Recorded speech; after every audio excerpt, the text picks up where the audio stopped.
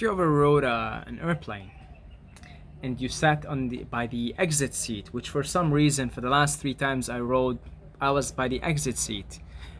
You're supposed the flight attendant will come in front of you and will show you the procedure and everything, and they'll tell you pay attention, especially if you're at the exit seat, and they'll usually tell you, in the event of a plane crash or in the event of an emergency, put on your own mask first. Here is how you do it. And they tell you, put on your own mask first before you help somebody else. Even if that somebody else is your kid. Even if that somebody else is your daughter, your son. They always tell you, put on your own mask first. And that applies to your own life. So if you're looking for Mr. Perfect or Mrs. Perfect, right? And you constantly meet people, but there's always something about them. I met this guy, he was nice, but I don't know, he had a dark side to him. So, we were cool, but I don't know. Didn't get a good vibe from him. Or I met this girl, she was wonderful, she was motherly, she was nurturing.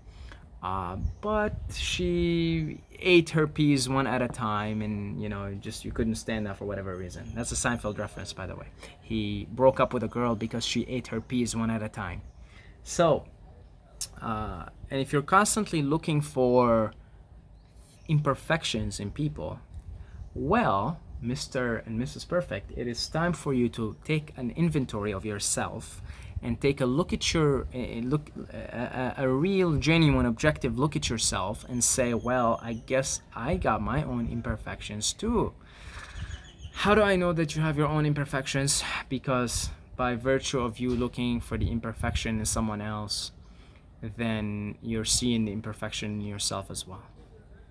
It's just a cosmic law. You're always revealing yourself, what you're thinking, your thoughts, and what you think of yourself by how you think of others and how you perceive others. So if you're always seeing imperfections in others, it's because you're always seeing imperfections in yourself, but you're not noticing that you're seeing imperfections in yourself. So you think I'm perfect, but actually you're always looking for imperfections in you.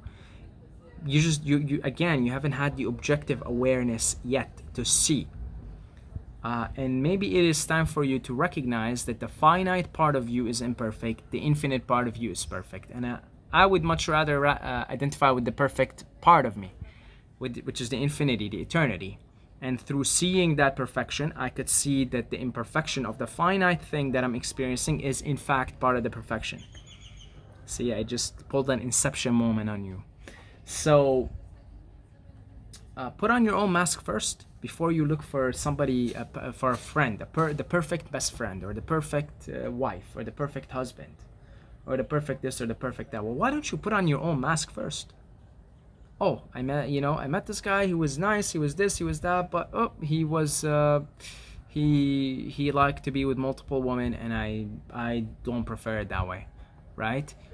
Okay, sure. That you don't have a preference for that. That's not how you roll. Okay, that's totally cool. But hold on, like, why do you even have to be with someone right now? Like, if you're still looking and searching, if you're in that state, I mean, you may look at yourself and say, well, I'll look for another guy that is the same as him, but he likes to be in a monogamous relationship. And then you find somebody, and he's in a monogamous, he likes the monogamy, blah, blah, blah, but he lacks some of the qualities that the other guy had. Again, it's, so hold on, why don't you just put on your own mask first? Why do you constantly have to go around the ride, the Go Merry ride? Why do you constantly have to go around and ride this Ferris wheel and go in a circle? Why don't you put on your own mask first? Because you don't have your own mask. If you're in a state of seeking and needing and desiring and looking, you're clearly looking for something to complement you, something to either complement you or make you perfect. And that's why you're continuously in that position. Well, put on your own mask first. Because I tell you something, if you truthfully know how to, I mean, if you truly know how to put on if you really have your mask on first, you wouldn't be looking for anything at that point. And in that moment is actually when you probably find Mr. or Mrs. Perfect. In that moment where you recognize that the perfection within. Once you recognize the perfection within, then the perfection without comes into your life. You see, then you will find the absolute most perfect man or perfect woman, perfect to your preferences, perfect to everything, perfect to the everything. Because you put on your own mask first. And when you have your own mask, when you have the mask on, then you can also help others put their mask on. Until then, not a chance in hell. I love it when somebody goes around trying to help, trying to like tell people how to behave, how to do this, how to do that. But like I remember when I grew up playing soccer, right? And from time to time, you'll have, well, actually always, you had that one guy who would tell everybody in the team what to do. They would tell you how to how to shoot the ball, how to do this, how to you gotta run more, you gotta track back and defend. And he was a complete disaster. He was the laziest. Oh man, so many times, like, he was the laziest guy in the team. He was so good at telling everyone what to do, but he himself wasn't running. He himself was literally the laziest guy in the team.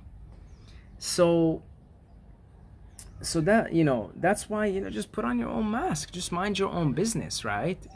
Honestly, just mind your own business, find your own joy, your own happiness within you, find the inner perfection within. And the outer perfection, the outer is always the reflection of the inner. It's always that. It's always just a projection. Everything is always basically your outer world is just a projection of your inner world. The outer is the projection of the inner thoughts. If you're continuously running into people and you're seeing, well, this is imperfect, this is imperfect, this is imperfect, because that's just the external projection of the inner thoughts, inner chatter, inner projections of your own imperfections, which often have to do with you being attached to your finite self, as opposed to identifying and being your infinite self, because your infinite self is total perfection. And when you see that the infinity is totally perfect, then you see that actually, wait, even my finite self at the moment is perfect. The imperfections make it perfect. And then once the inner perfection is established, the outer perfection just matches. It just matches. Like, it has to match. It has to match, period. It has to match. It's like, again, it's like if you, like three days ago,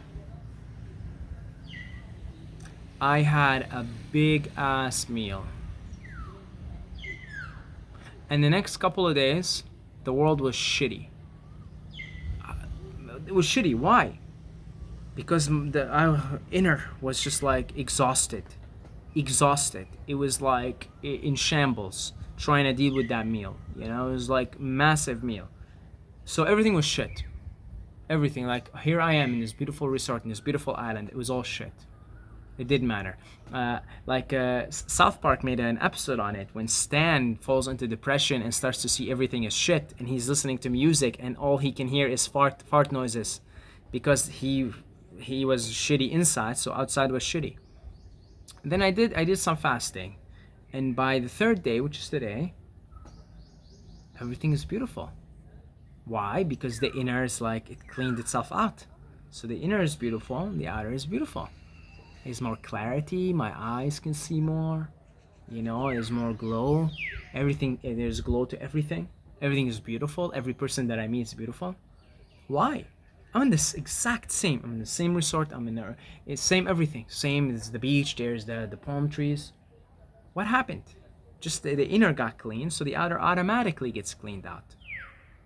But the dust inside got removed, so the dust outside got removed, and you see what is, which is always eternal beauty, eternal perfection. So you just gotta put on your own mask, mind your own business. Mind your own business, put on your mask, see the perfection within, sense the peace, become the beauty, become the perfection that you are. And then just joyfully watch the universe match that inner perfection with outer perfection. Do not look, do not seek, just be. It's easier said than done, obviously. Oh yeah, just be, man. Yeah, just be, dude. Yeah, dude. Yeah, just be, dude. You know, like we could all just stop thinking, dude, and just be, dude. Like, the world would be so much better, dude. I know, dude. Here, give me here. Here's another toke. Yeah, I mean that's the stoner mentality, right? And they're right in so as far as as to what they experience when they get stoned. But outside of getting stoned is a different story altogether. But it's true, just be. And that's why I also advocate the sober state, because uh, the being moment has to be organically reached and has to be worked to consistently, right? So you have to do your meditations, your fasting, your diet has to be a certain way. It's a narrow path. It really is a narrow path, folks. This is a very narrow path. The path to perfection, which is self-realization, which is the God realization. It's quite a narrow path, actually. You must obey cosmic laws. Cosmic laws include what you eat, what you drink, when you sleep, when you wake up, all these things. The health of your lungs. You may come to realize that when you're stoned, but you're harming your lungs, and there's fungus there being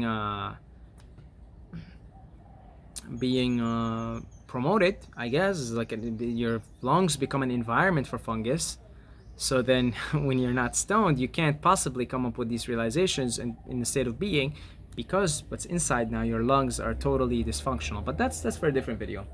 That whole sober thing, it's a nice tangent, but to stay more on topic, well, actually it is part of the topic. It's, again, you clean your body from the inside and you can be more on the outside. You could realize the beauty on the outside. So inner, always mind perceives matter. Mind precedes matter. Inner precedes outer.